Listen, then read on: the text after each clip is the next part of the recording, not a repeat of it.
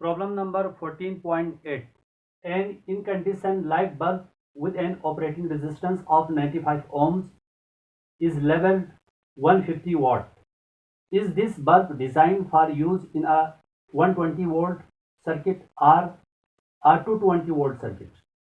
Incandescent light bulb, दमकता हुआ या चलता हुआ बल्ब, यानी कि जो रोशन bulb, with an operating resistance, उसकी जो रेजिस्टेंस है वो हमारे पास है 95 ओम, इज लेवल्ड 150 वॉट, और उसका जो पावर है 150 वॉट है, यानी कि 150 वॉट पावर के लिए इसको बनाया गया है. Is this bulb design for use in a 120 volt circuit और 220 वोल्ट सर्किट? क्या ये जो बल्ब है ये 120 वोल्ट के लिए बनाया गया है या 220 वोल्ट के लिए बनाया गया है? फर्स्ट ऑफ ऑल हम डेटा बनाते हैं. Data resistance is equal to capital R is equal to 95 ohm. Resistance को हमने कैपिटल आर से जाहिर किया है, ये 95 ओम है. Power is equal to capital P is equal to 150 watt. Power 150 watt है. Voltage is equal to capital V is equal to question mark. Voltage जो है उसका हमने कैपिटल वी से जाहिर किया है और ये हमने फाइंड करना है. डेटा के लिहाज से हमने फार्मूला अप्लाई करना है. डेटा के अंदर पी भी है, आर भी है, वी भी है. तो हमारे पास पावर का 3 फार्मूला है. यहाँ पर मैं रफ करके मैं लिख देता हूँ. एक पावर का फार्मूला है P is equal to I B. दूसरा फार्मूला है P is equal to I square R. तीसरा फार्मूला है V स्क्वायर अपॉन आर. तो डेटा के लिहाज से जो थर्ड फार्मूला है वो लगेगा यहाँ पर. यहाँ पर लिख दीजिए as we now that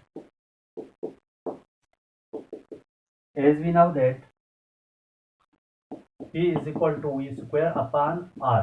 V square upon R is equal to P.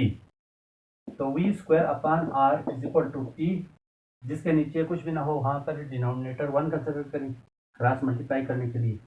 By cross multiplication R है, इसको हम राइट साइड में P के साथ लेके जाएंगे. तो V square is equal to RP. Taking square on both sides. Taking square root on both side, दोनों साइड से स्क्वायर रूट ले लीजिए. Under root V square is equal to R P under root R P. Remaining में यहाँ पे कर देता हूँ. V is equal to under root R P. Put कीजिएगा. अंडर रूट आर है हमारे पास 95 मल्टीप्लाई बाय पी जो है हमारे पास 150. V is equal to under root 95 को मल्टीप्लाई कीजिएगा 150 से. 150 यूज आ रही है 14250. V is equal to under root 14250.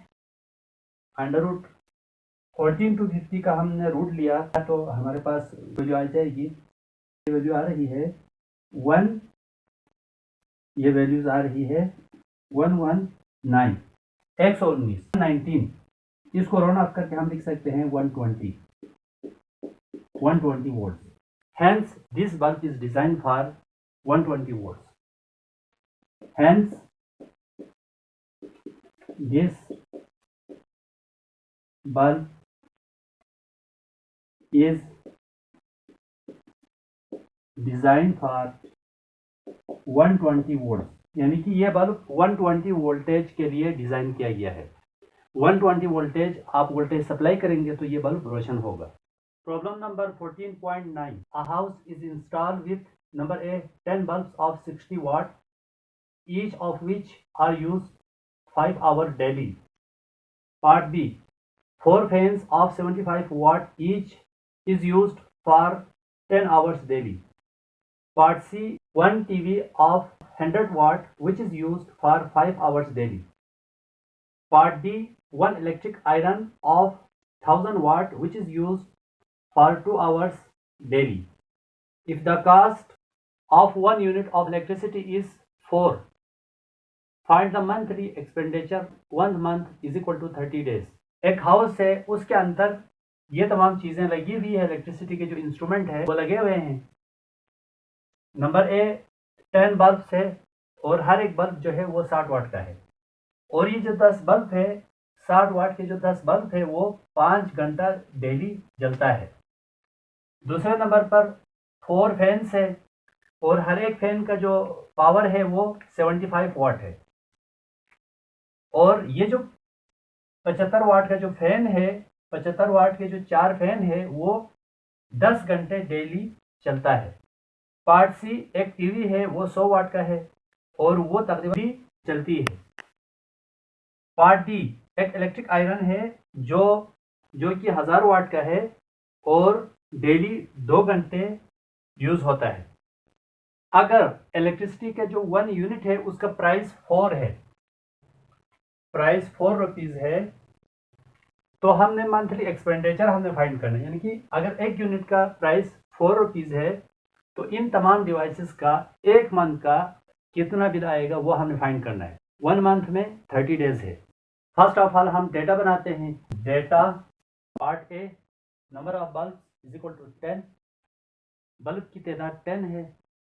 Power is equal to capital P is equal to 60 watt और हर एक बल्ब का जो पावर है वो 60 वाट है। Time is equal to 5 hours and 30 days. Time जो है हमारे पास 5 घंटे और 30 डेज है।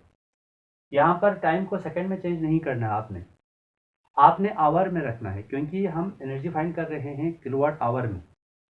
तो अगर मैं 5 को 30 से मैं मल्टीप्लाई करूँगा तो ये आवर में टाइम आएगा, इसीलिए मैंने time is equal to 5 multiply by 30 hours लिखा है। Energy consume by bulb in kilowatt hour, जो ये जो 10 बल्ब है वो जो एनर्जी खाएगा उस एनर्जी को किलोवाट आवर में हमने फाइंड करनी है। Part B, number of fans is equal to 4, जो पंखों की तादाद 4 है। Power is equal to capital P is equal to 75 watt. हर एक फैन का जो पावर है वो 75 वाट है और पंखा चलने का जो टाइम है वो हमारे पास 10 आवर्स एंड 30 डेज, यानी कि 1 महीने में, यानी कि डेली 10 घंटे चल रहा है तो 10 घंटों को आप 30 डेज से मल्टीप्लाई करेंगे तो टोटल टाइम हमारे पास आ जाएगा आवर्स के अंदर। तो time is equal to 10 multiply by 30 hours. Energy consume by fans in kilowatt hour, जो फैन एनर्जी खा रहा है उसको हमने किलोवाट आवर में फाइंड करनी है। Part C, number of TV is equal to 1, TV 1 है। Power is equal to capital P is equal to 100 watt और टीवी का जो पावर है वो 100 वाट है। Time is equal to 5 hours and 30 days, यानी कि डेली 5 घंटे चल रहा है 30 दिनों तक। तो अगर मैं 5 को 30 से मैं मल्टीप्लाई करूंगा तो 1 महीने का टाइम हमारे पास आवर में आएगा। Energy consume by TV is equal to question mark, energy consume, जो एनर्जी टीवी खा रही है उसको हम किलोवाट आवर में फाइंड करनी है। Part D, number of electric iron is equal to 1, इस्त्री की तादाद 1 है। Power is equal to capital P is equal to 1000 watt, इस्त्री की जो पावर है वो 1000 वाट है। टाइम 2 आवर्स एंड 30 डेज, वो जो इस्त्री है वो डेली 2 घंटे इस्तेमाल हो रही है और 30 डेज तक। तो अगर मैं 2 को 30 से मैं मल्टीप्लाई करूंगा तो 1 महीने के लिए टोटल टाइम आएगा इस्त्री के लिए आवर्स के अंदर। Energy consume by iron in kilowatt hour is equal to question mark, जो एनर्जी इस्त्री इस्तेमाल कर रही है उसको हमने किलोवाट आवर में फाइंड करनी है। 1 यूनिट का जो कास्ट है, प्राइस है, वो 4 रुपीज है। सबसे पहले हम पार्ट ए सॉल्व करेंगे। पार्ट ए, इसको हम सॉल्व करेंगे। Part A, solution. Energy in kilowatt hour is equal to power multiply by time in hours divide by 1000। Energy in kilowatt hour for bulb को मैं शो करूंगा E1 से। E1 power है हमारे पास, power से पहले नंबर ऑफ बल्ब लिखें। Number of bulb है हमारे पास 10, पावर है 60, time of use 5 multiply by 30 divide by 1000। तमाम नोमिनेटर को मल्टीप्लाई कीजिएगा। 10 multiply bye 60 multiply by 5 multiply by 30। ये वैल्यूज आ रही है नोमिनेटर को मल्टीप्लाई करके 9000 डिवाइड बाय 1000। 30 और 30 कैंसिल। एनर्जी E1 की वैल्यू आ गई है 90 किलोवाट आवर। बल्ब जो एनर्जी यूज कर रहे हैं वो एनर्जी हमारे पास है 90 किलोवाट आवर। पार्ट ए की जो सोल्यूशन है आप ज़रा नोट कीजिएगा। अब मैं पार्ट ए का जो सोल्यूशन है उसको मिटा के मैं पार्ट बी को मैं यहाँ पे सॉल्व करूँगी, क्योंकि पार्ट बी का जो है ना डेटा मुझे चाहिए। मैं मिटा के मैं यहाँ पे लिखूँगा तो डेटा तो गायब होगा, तो मैं डेटा को नहीं मिटाऊँगा। ए के जो सोल्यूशन को मैं रेज कर रहा हूँ। Part B solution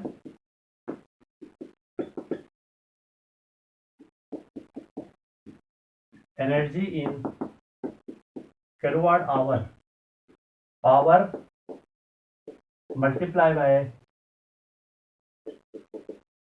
times in hours divide by 1000। इस एनर्जी को मैं शो करूंगा E2 से।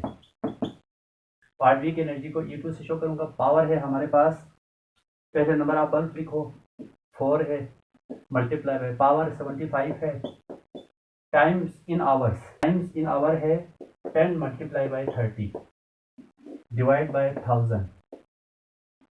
E2 इज इक्वल टू, तमाम नोमिनेटर को मल्टीप्लाई कीजिएगा। 4 multiply by 75, 4 multiply by 75 multiply by 10 multiply by 30।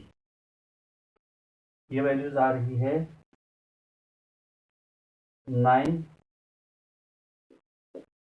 9000 divide by 1000। 30 cancel, तो E2 की वैल्यू भी 90 किलोवाट आवर आ गया। जो एनर्जी पंखे इस्तेमाल कर रहे हैं उसकी वैल्यू भी 90 किलोवाट आवर आ गई है। अब हम पार्ट सी को हल करेंगे। पार्ट सी के लिए फार्मूला है हमारे पास, energy in kilowatt hour is equal to power multiply by time in hours divide by 1000। इस एनर्जी को मैं E3 से जाहिर करूँगा। नंबर ऑफ जो टीवी है वो 1 है, पावर है हमारे पास 100 मल्टीप्लाई बाय टाइम है हमारे पास 5 multiply by 30 divide by 1000। 20 cancel, 10 cancel, तो 5 3 15। तो E3 की वैल्यू आ गई है 15 किलोवाट आवर। अब पार्ट डी हम हल करेंगे। पार्ट डी जो है एनर्जी इन किलोवाट आवर, हमारे पास है power multiply by time in hours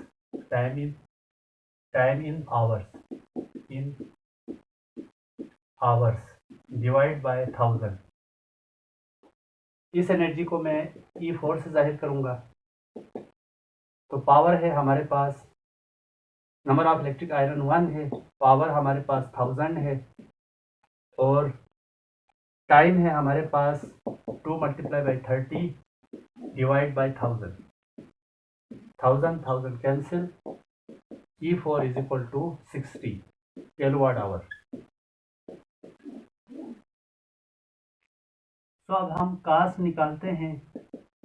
255 को 4 से मल्टीप्लाई करें तो 1 मंथ का जो एक्सपेंडिचर है इलेक्ट्रिसिटी का वो आ जाएगा हमारे पास 255 मल्टीप्लाई बाय 4। तो ये वैल्यूज आ रही है RS 1020 1020 रुपये।